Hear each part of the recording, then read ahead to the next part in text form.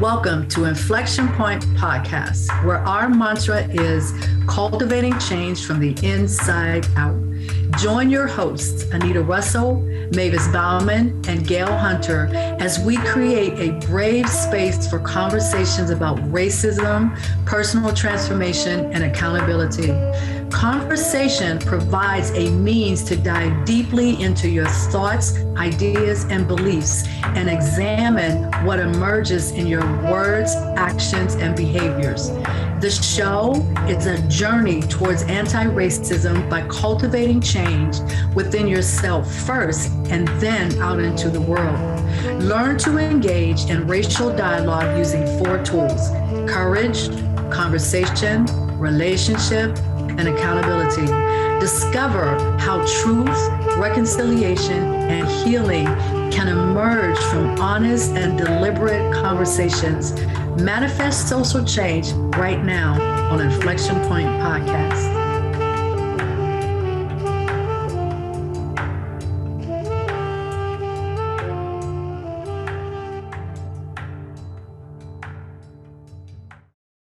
So here we are. Thank you again for joining us on the newest episode of Inflection Point Podcast. I am your host, Anita Russell, and here's a quick hello from co-hosts Mavis and Gail.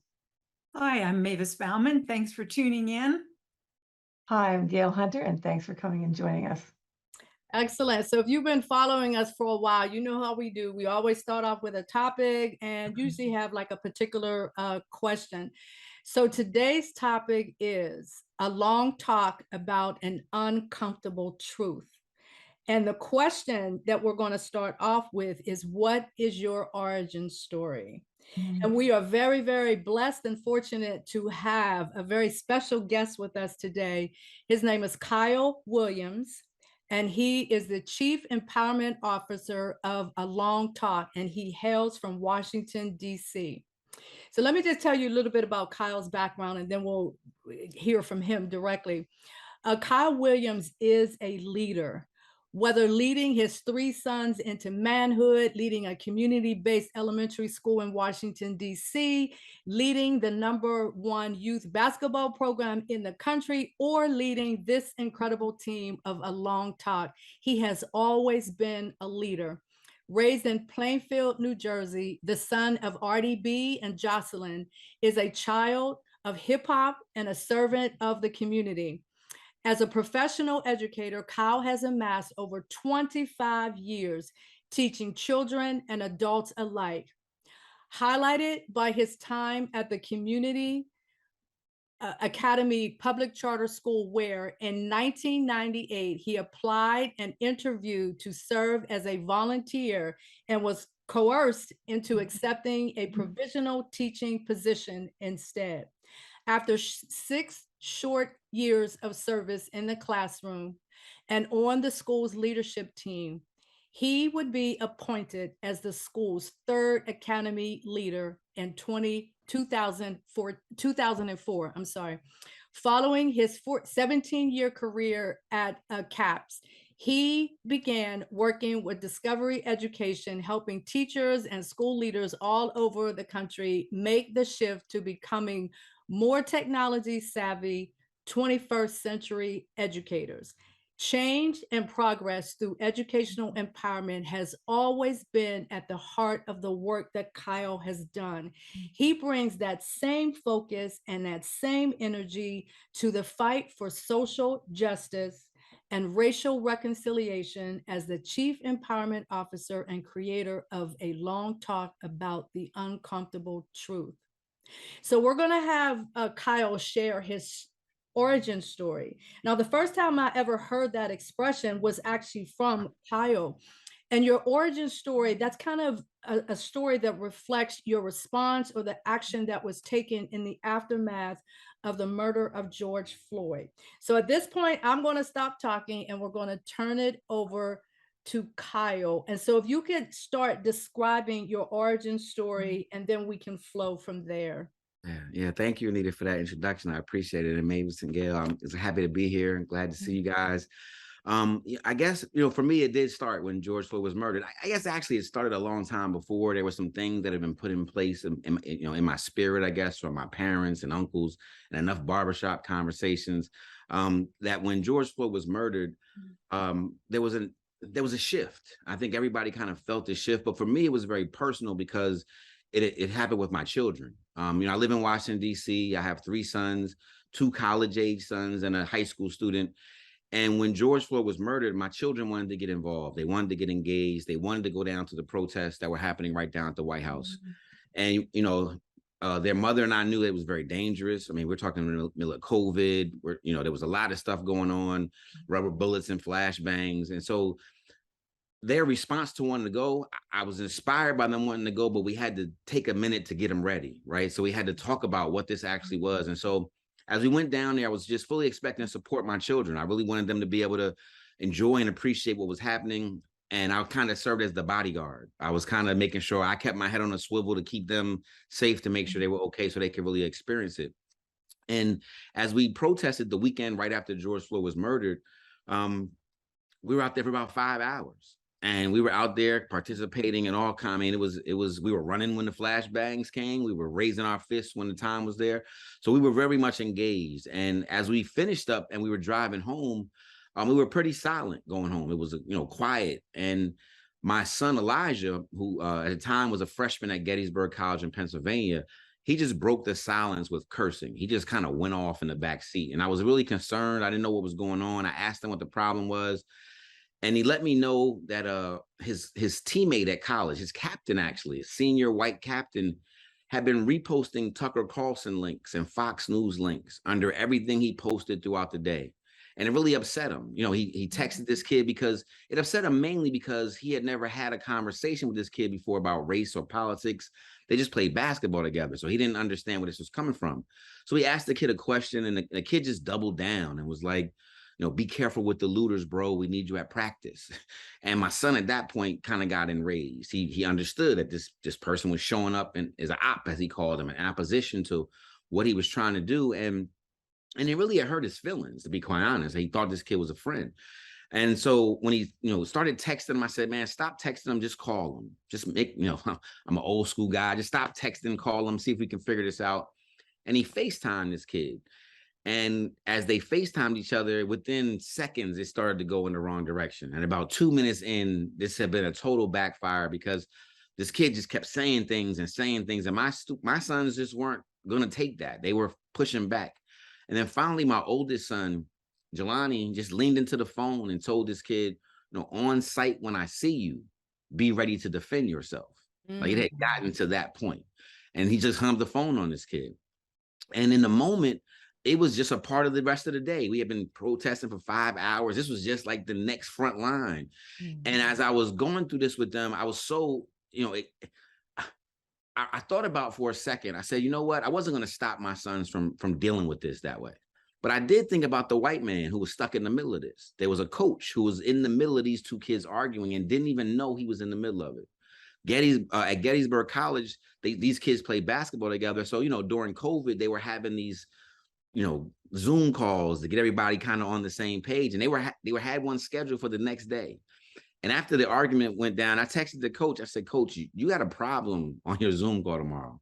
Because I knew my son was going to show up with the same energy, asking the same questions of everybody. And I said, Coach, I wasn't going to stop what was going to happen, but I wanted to make it more productive. So I said, Coach, call me tomorrow, before you guys have your Zoom calls. I can at least tell you what's going on. And at the moment, it was like 10 o'clock at night when I sent him this text message. He called me right back.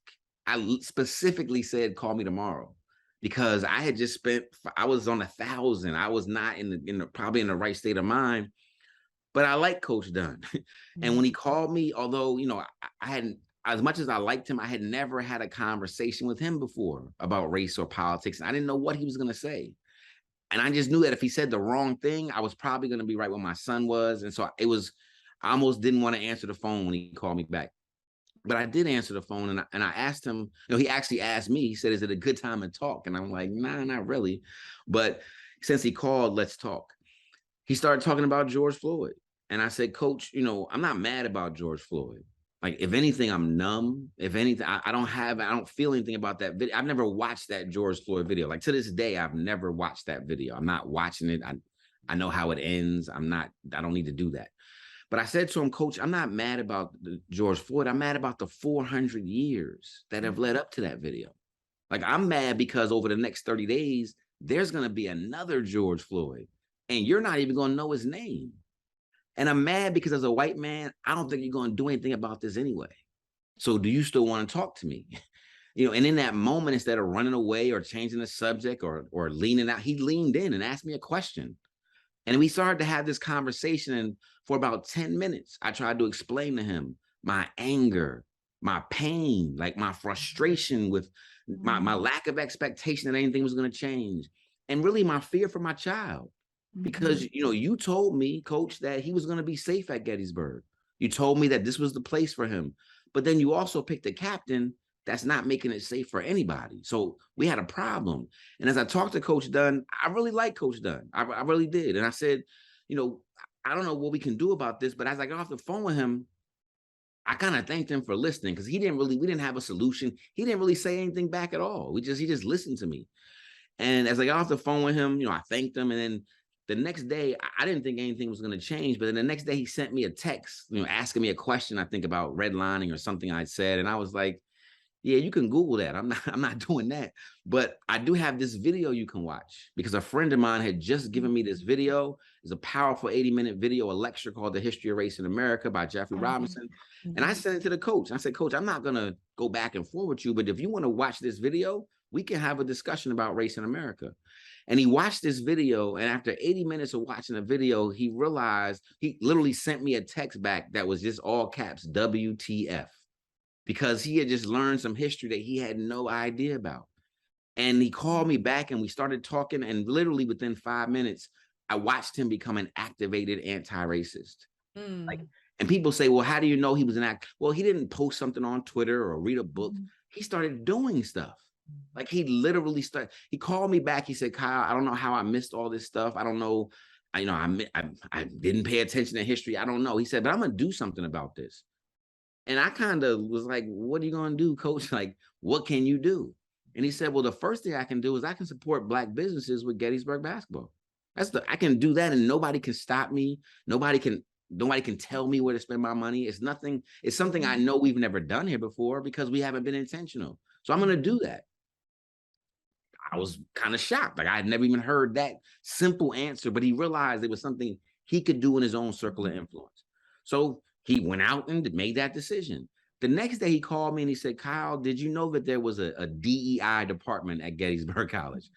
And I was like, nah, Coach, I never heard that part on the tour. We didn't get to that far. And he said, well, I didn't know either, because there was just one Black woman who's been here for 6 years, who's literally just been, doing the best she could with no budget, no staff. And he said, I'm going to do something about it. And so he went down and went to a meeting and stood up as the white male basketball coach and was like, we got to do something about this. And they hired some more people. And then he organized, he created a club on a group on the campus called Gettysburg Allies, where he connected the DEI with the athletics. And whoever wanted to volunteer can help out. So I saw this happen right before my eyes, right? And so the origin for me was not even just what I was doing. It was the fact that somebody was responding. I had this conversation. I'm 50 years old. I had this conversation before, but there was not the response that I was getting. So my reaction to that was, let's keep going and see if we can talk to some more folks. And so I reached out to my other son's coaches at University of Pennsylvania. I said, let me see what they think about the video. What does the Ivy League have to say about it? And when they watched the video, one of the coaches started writing articles on the Medium. People need to do something. We got to step up. So all this stuff started to happen, and it started to move us into a direction of people wanting to have this conversation. So I know it's kind of a long origin story, but the issue and the idea was that people started to have conversations, and it began to spread and grow. And so as I talked to those coaches, they began to reach out to other coaches. We had a big call where ESPN got on the call, and this conversation was launched basically just from an organic conversation between two men. And now it's grown from athletics to education. We work with K through 12 school systems. So the origin story for A Long Talk was just two men having a conversation that needed to be had, and then seeing where it could take off from there. So I know that was a long intro, but Oh, that's no, no, our no, story. no, no. That was fantastic. Yeah. There's one thing that I'm total agreement with you on when you made the point about it. It's not just about the moment of George Floyd's murder. It's really, I see that because as a matter of fact, I was writing about this in some other stuff, but I see that as a culminating moment. So it was a culminating moment where the origin of that moment actually was over 400 years ago. And Yeah. so none of this is new. None of this is new. So when you think about that situation, if you recall on one of the conversations we were having, someone made the statement that they were shocked. It wasn't shocking for us. Yeah. We were just angry Yeah. and Yeah. just feeling all of this emotion and this pain and all of this stuff and all of that. But it was really because that represented a culminating moment in history. Absolutely. Yeah. Absolutely. It was a great awakening in many ways. I mean, you have to understand the George Floyd murder and the protest and the uprising that followed it. It's the first time in world history that it's happened on every continent. It's never happened. There's never been protests, one protest that stretched across to every single continent. And yes, social media played a role. Yes, being in the COVID, but at the end of the day, people connected to this story. Right? People had understood this story and had heard this cry for justice and freedom, and it went across the world. So it was definitely a moment that, that's a first in world history in terms of this message being spread that far. Absolutely. Absolutely. But I asked Awaken Kyle a everyone. question about the coach. Mhm. Kyle, did this first coach ever talk to you about resistance that he encountered when he started going to his DEI person and other parts of Gettysburg College? And how did he handle it? You know what's wild is that since BJ Dunn watched that video, we have never talked again about what he had to do. He just started going. I'm sure he ran into some resistance. We've had some interactions with Gettysburg, but I'll tell you this. One of the first things he did was he started working at Gettysburg, but then he introduced us to someone at Chambersburg school system. I just left there 2 weeks ago from working with some churches in Chambersburg, Pennsylvania. So what I love about what BJ did was that I'm sure he ran into some blocks, but he was like, he just kept it moving. He found the places that weren't the blocks, and he said, you know what? We'll come back to them later if we need to. But more importantly, the first thing he did was he did what he could control. There was no one that can block him from his own budget. There was no one that can block him from starting a faculty-led club. No one could stop him from that. So there was no one to ask. So I think the best part about what BJ did is, a lot of times people think that when you get this call or you feel like you want to do something, you have to jump through a hoop. Sometimes you got to start right where you are. Anti-racism begins at home. So this idea, the more you stretch out, you can run into some blocks. But I have never talked to BJ Dunn. He just kept calling me and saying, this is what I just did. Matter of fact, can you come talk to them? Here's how I want you to meet them. I didn't get the blocks from him. I just got how he kept pushing through. So great question though. Yeah. Well, any change has to come and start from within us. And so that's exactly what you're saying. It has to just start where you are and within yourself, and then take that next step, whatever that next step is. Yeah, but you can choose. Yeah, that's beautiful. So Kyle, can you share with us a little bit in terms of describing the evolution of A Long Talk about an uncomfortable truth? So you've given us that origin story, but how did it flow from that into this whole anti-racism activation experience? And one thing that I will add, that and the way I see all of this and the way that it aligns with you, which is one of the things I love, that everything so aligns between what we do and what you do and all of that. That's part of the beauty of being able to have these conversations. But it's just this idea that anti-racism activation is not a noun. It is a verb. It is a process of action. And as you were describing what the coach did, he was actually exemplifying what that looks like. It's just sometimes you just got to take the bull by the horn and you just got to go and do and Yeah. not sit back and think and ponder and strategize and everything. You just got to be ready to move. Yeah. So if you could, talk about how all of that movement actually led to a long talk about an uncomfortable truth and the whole anti-racism activation experience. Yeah, absolutely. From the beginning, I didn't want to just have a conversation so people could say they were informed. Like in the age of information, ignorance is a choice. There's nothing that I use. There's no new information that I deliver. In no videos. Everything I got was off of YouTube or I found somewhere. There's nothing that was new to what we're doing. But the verb part of it, right? That we're gonna learn about it, but we're gonna learn and then do. And so right from the beginning, like literally when I first, the conversation evolved because after I talked to those first two coaches, I decided how can we take this to a national stage? And so I was able to pull on some of my contacts. And within 3 weeks of my first time showing this to the first coach, we were able to put together a Zoom call. And through my work with AAU basketball and NCAA basketball, we had a call with 107 college coaches, some of the top coaches in America, the 4 national champions got on the call, and we had this conversation. But again, it wasn't just to inform them. What happened was we told them when we finished the call, just go back to your school and do what BJ did. Just, Villanova's whole coaching staff was on it. Go back and fix something. Find one thing you all can put your name on that makes it better on this campus, that makes it safer, that makes it more inclusive, whatever it must be.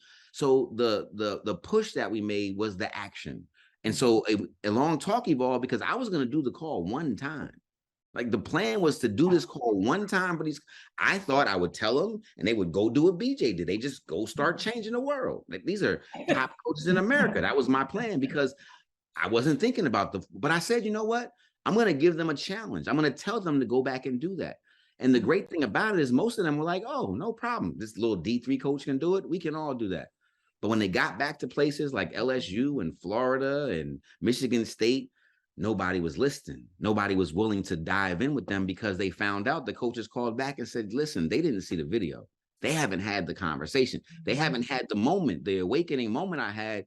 Can you come talk to my boss? Can you talk to my AD? And so literally these schools invited us back. And that was how it evolved because what we realized was it's not just about learning. You have to go and do something, and people need support in doing things.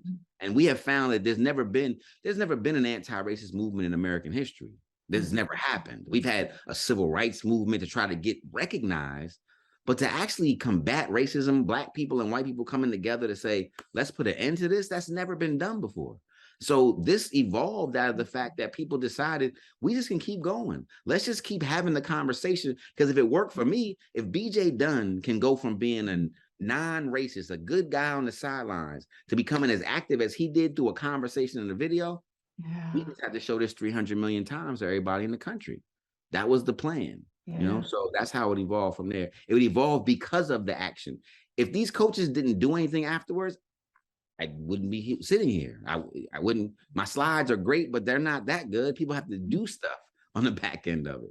Absolutely, absolutely. So And we that's have that about 5. change inside too, right, Anita? That Say people again?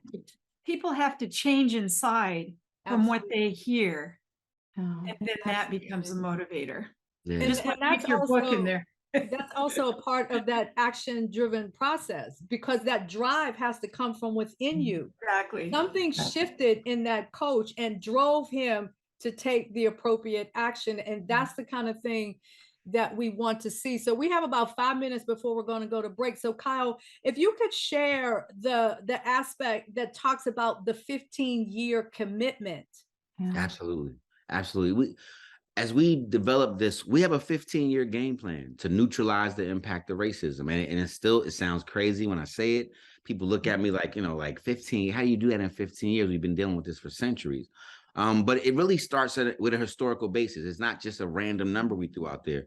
First of all, one of the things that we teach is we teach the history of this country. A lot of people don't know the true history of what's happening. For instance, the Reconstruction era is one of the most overlooked and misunderstood eras in American history. There's incredible things happen, but people have reduced it to a failure almost, right?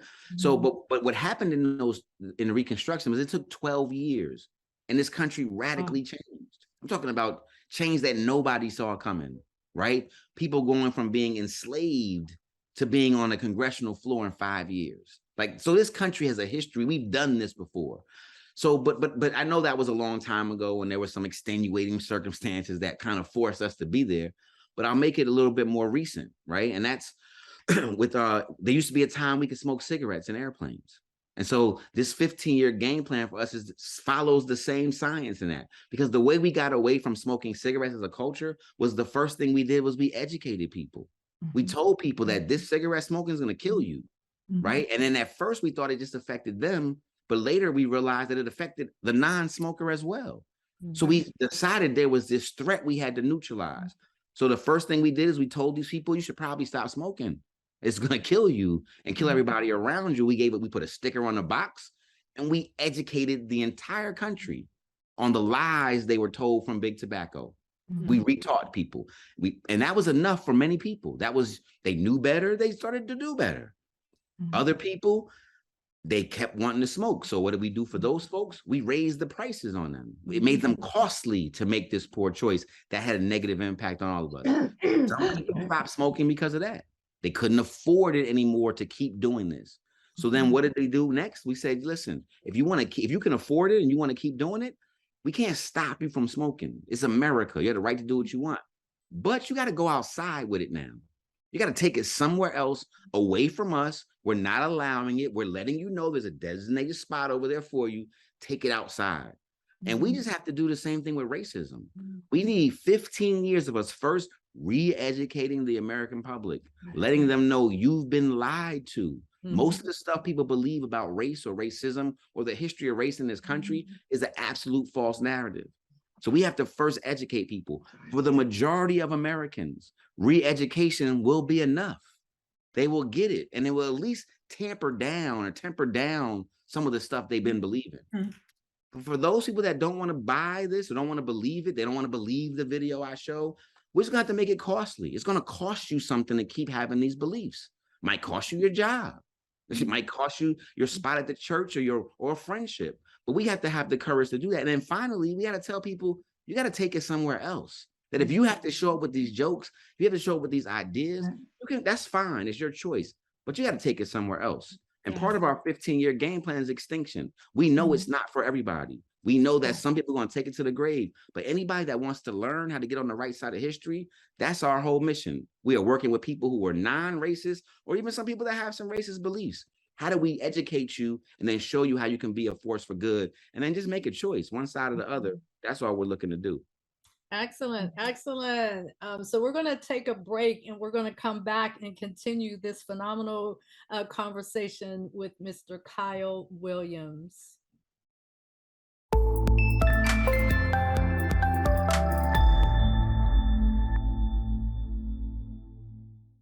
So welcome back. You are listening to Inflection Point Podcast on Transformation Talk Radio. Our topic for this episode is a long talk about an uncomfortable truth. And we're very blessed to have Mr. Kyle Williams, who is the Chief Empowerment Officer of A Long Talk About an Uncomfortable Truth. And so I'd like to shift the conversation a little bit because, Kyle, when you connect everything that you talked about with the 15-year commitment, and you using Reconstruction as part of an example of what that kind of commitment looks like, but then also the smoking cessation, that was an incredible example of how things can socially be changed over the course of time, right? And so what I'd like you to think about or talk about is the idea of global leadership. I'm sorry, not global leadership, generational leadership. Absolutely. Meaning the things that they did in the period of Reconstruction rather, helped us today. And then when you also think about the whole thing with smoking cigarettes and all of that, how that has benefited us today. So it took those generational leaders years ago, making those social changes, educating and putting all of that out so that we reap the benefits today. So if you could talk about a long talk within that context of generational leadership, that would be great. Absolutely. I mean, you think about our 15-year game plan. I mean, imagine and understand, we're talking about 15 years of microaggressions in the other way, right? So we're talking about training people up so that they're challenging racist jokes, they're pushing back on information and teaching them at a young age. You know, when I had a conversation last summer, not even this past summer before that, with 7 or 8 year olds talking about this stuff. And I asked them, what do you think about smoking? And as soon as I said that, all of them boo, boo, like literally, you know, kids, boo, boo, boo. And I said, well, what do you think about racism? And they kind of looked around at each other because they kind of knew it was bad, but they just didn't know enough to give an opinion. It's 5, 6, 7, 8 year olds. Yeah. But it showed that because we were intentional about making sure that these children grew up booing cigarettes, that it works, because as they grow, they're not even going to consider that as an option. It's going to sound so crazy. Like when I tell kids that we used to be able to smoke on airplanes, they think I'm crazy. They just think I'm literally crazy because it just sounds so crazy to them that we would do something like that. We just have to do the same thing with generations of people coming up to understand how crazy and harmful racism is. And so I love the concept of generational leadership, because one thing about a long talk is we've had people on our call from 8 years old to literally 80 years old. And so the relearning, even if a 50-year-old relearns his information, there's work that they can continue to do with a new mindset. So when we're talking about the and I'll even say if it's called the George Floyd generation, doesn't matter what age you were. Doesn't matter what age you were when it happened. But this generation of change that happened, whether you were 50 or 5, if you were part of that change, then that's the generation of people we have to push with. I don't care about your age. I want to know if you're on board that for the next 15 years, we're going to wipe this thing out. And generational is so important because most of the stuff that we learn about racism in America is taught from our homes. So if we can do the work now with the parents to be, we're already fixing the generation that follows. We don't have to go back and do this again and say, well, because we're raising up the right way. So the generational leadership part it's the key to this. We have to get to a place where the 8-year-old that's now growing up that understands this, when they become the 38-year-old senator, already has this in mind. You know, I'll give you one other piece of this real quick. We were talking to a young lady who was at, I think, Dartmouth women's soccer or something. And she's a 20-year-old person. She was so angry because she didn't know this information. Like, she was like, I can't believe I didn't know this. My teacher stole my fuel for my activism. I could have done something about this already. She's 20 years old. And she's like, I could have done something. I would have done something about this. That's a person who knows their calling, but didn't have the information. Now that she's been kind of released on this, I'm scared of what's going to happen as she leaves the Ivy League and goes into corporate America or raises a family or runs a nonprofit. She's mad that she's wasted time. So she's got some catching up to do. That's the type of generational leadership we're raising up here. Wow. Yeah, that's true. Absolutely. And it kind of makes me reflect back on my own origin story, because I know you've heard me talk about the Cairo question. And I love the fact that you use that phrase, the George Floyd generation, because Cairo is a part of that George Floyd generation. He was born in March of 2020. And by the time May of 2020 rolls around, his mom, his auntie, and his cousin are going out protesting in the city of Pittsburgh. And in the course of a conversation before they left, my daughter, his mom, Olivia, asked me if I thought Cairo was going to have to protest in his lifetime. Something in me clicked. In that moment, it just clicked. And it's like, there's no way. I need to figure out what I'm going to do, because things need to be different, because this little boy needs to grow up and not have to experience some of the things that we're looking at. He has the birthright to freely and peacefully exist in the skin in which he was born. So that is my mantra. That is my outlook on generational leadership, because I'm looking at Kairos, I'm looking his generation right in the face, because he's in my face every day. Yeah. You know? Absolutely. Absolutely. I think we have to, I mean, anyone that does this type of work is always thinking about the next generation. Like and mainly because we've been told that it's going to take until the work I'm doing now is going to show up next time. And the only thing I would say that's different with this George Floyd generation, this time that we're in, is we've seen dramatic change. And people don't even people, oh, what has really changed? But just something like the Confederate flag coming down over NASCAR. Right. Like that may seem like, oh, virtue signal, but Huge. you got to understand how huge that was. You're talking about a major sports organization in this country that had built their brand around this flag and this heritage.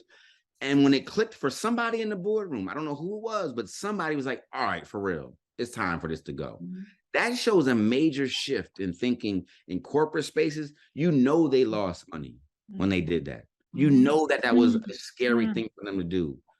But somebody made the shift that it was more important to get it right than to continue to follow in the wrong tradition. So those are the kind of things that had never happened in my generation before, in my lifetime before, that something that significant was changed like that. And so that's what we're talking about with change versus progress all the time. Wow. Absolutely. Absolutely. So I have a little bit of problem. So Mavis and Gail, I'm going to need you to carry some of the conversation. We're at 6:40 now. And that little boy I was talking about, Kyle, he just woke up upstairs, and he's upstairs kind of a little annoyed. So Mavis, Gail, and Kyle, you guys have the flow sheet. No problem. You can just flow. It'll just take me a minute. I just got to excuse myself. Go take care of them. Bring nothing to say I don't. We got you. We got you. Yeah.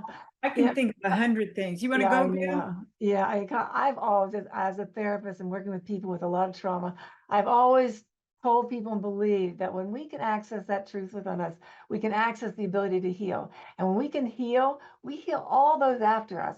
And even those before us have the ability to heal. And that's kind of what you're talking about in the generational, right? Absolutely. That when we can access that truth, and that's all that we're putting out there is just the truth. It's like when BJ, when he saw that video, it's like the lights went off, right? That awareness came on and said, I didn't know that. And he went into action. And that's what we all have to do, but we have to be willing to learn and see things like that and listen to ourselves and where that's really coming from within us and get clear about it and make a choice, right? In every moment we can make a choice. Yeah, absolutely.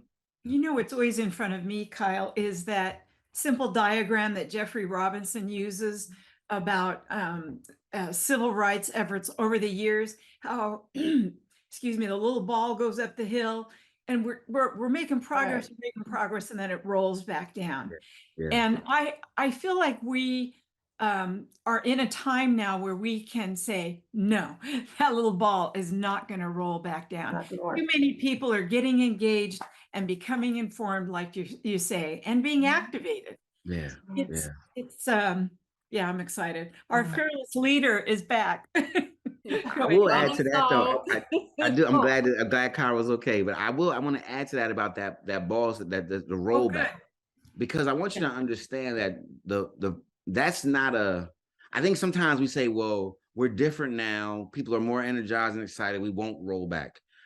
I'm going to just put it out in the opposite way, because we are more enlightened now, the opposition is more desperate.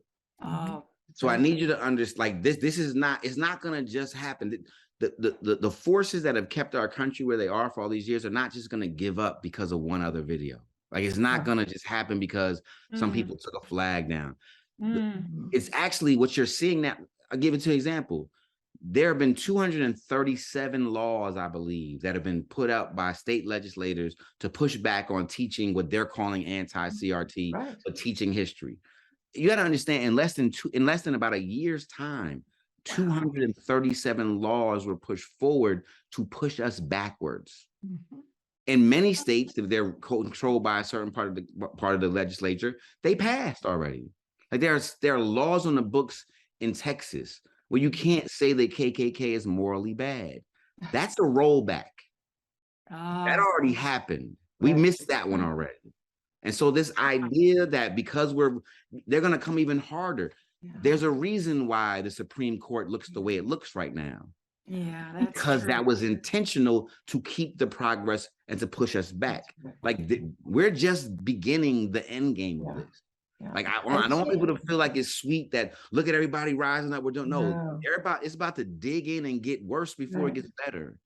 The backlash there is not going to just be given up easily. So I just want to put that out there as well. And You know, if you wherever think there's about Yeah, it, change, thank there's you. always, oh, I'm sorry, go.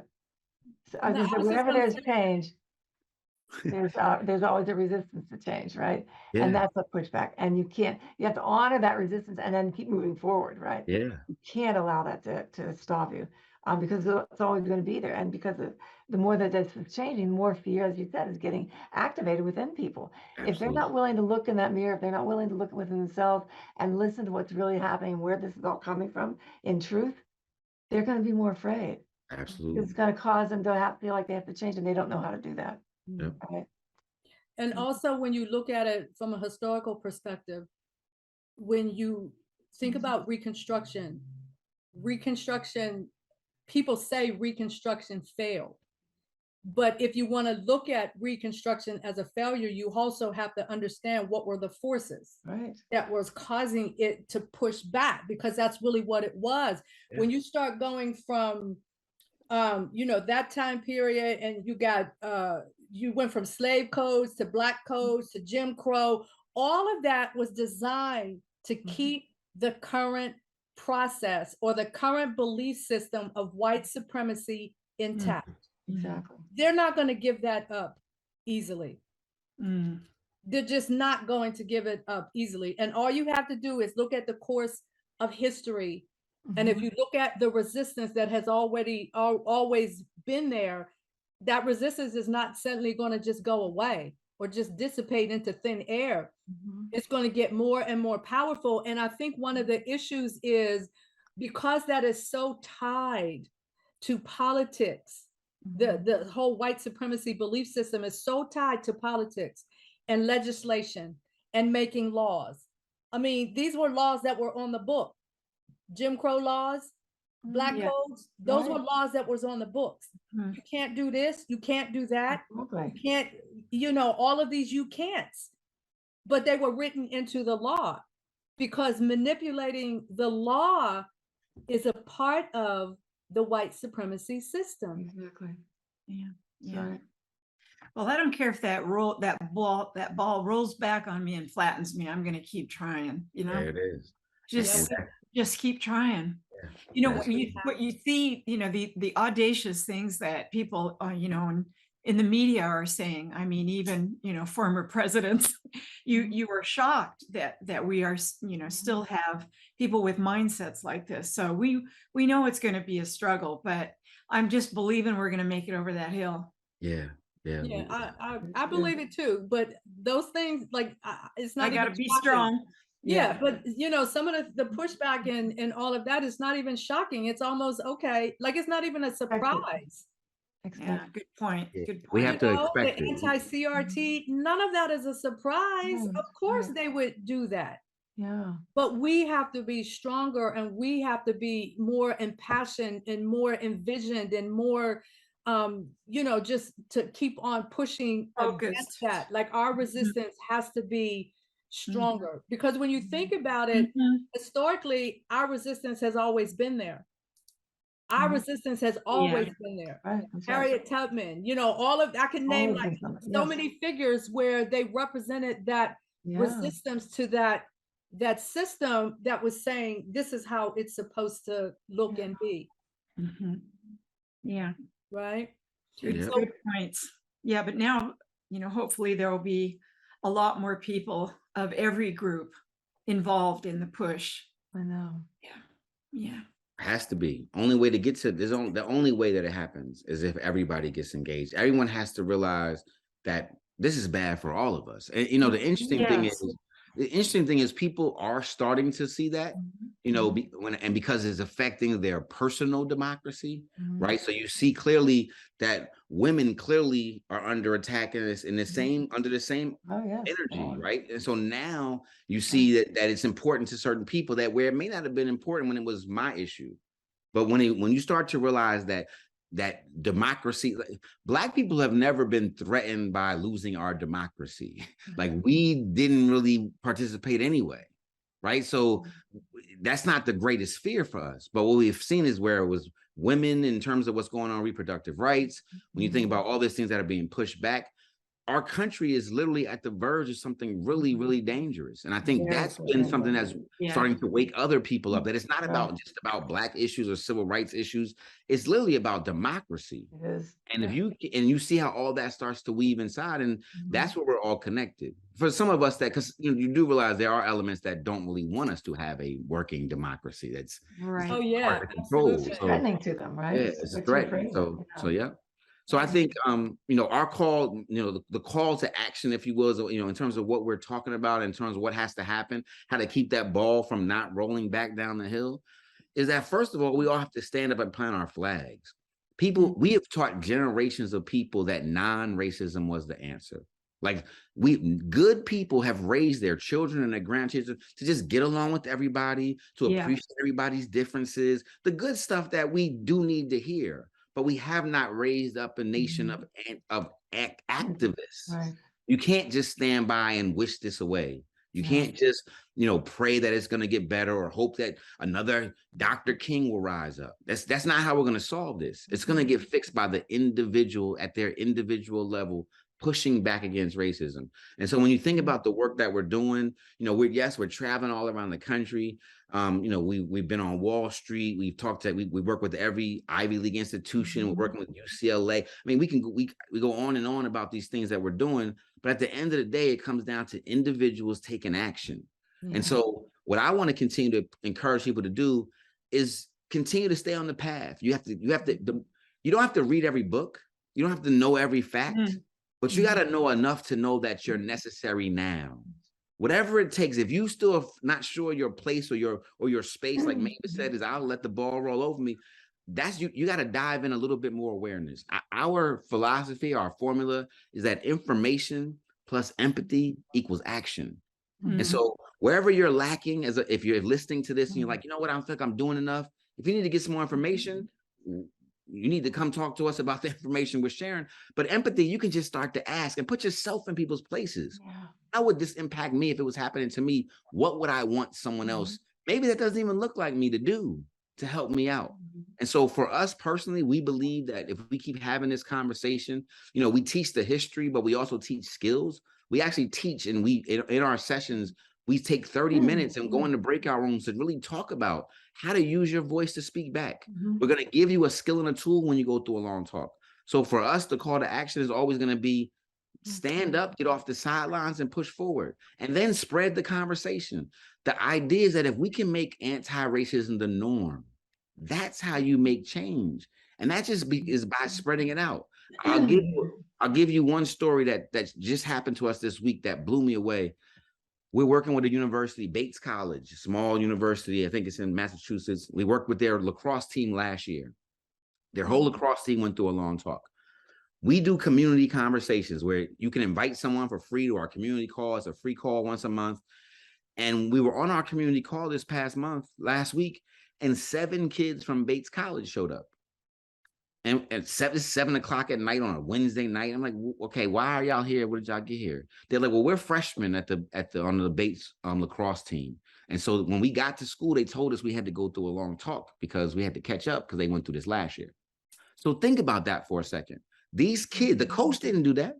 These kids on the team said, okay, freshmen, instead of hazing you or giving you all the crazy stuff, listen, this is what you got to do to be down with us. You need to go through this. Wow. And 7 of them showed up. Cool. If 15 classes of Bates University freshmen coming through a long talk, that's a change.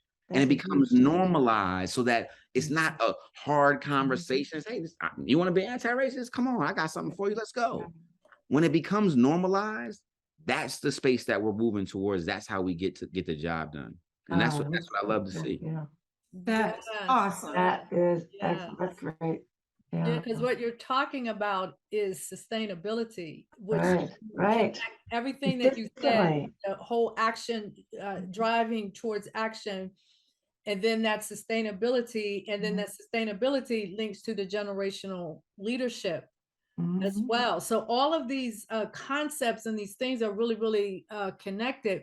And one of the things that Mavis and I were talking about earlier today is when people aren't quite sure, like, well, what's the right solution and all of that. My thing is, there isn't one right solution. There are multiple paths, right? Because ultimately where we want to get is exactly in the place that Kyle just described, where anti-racism is normalized.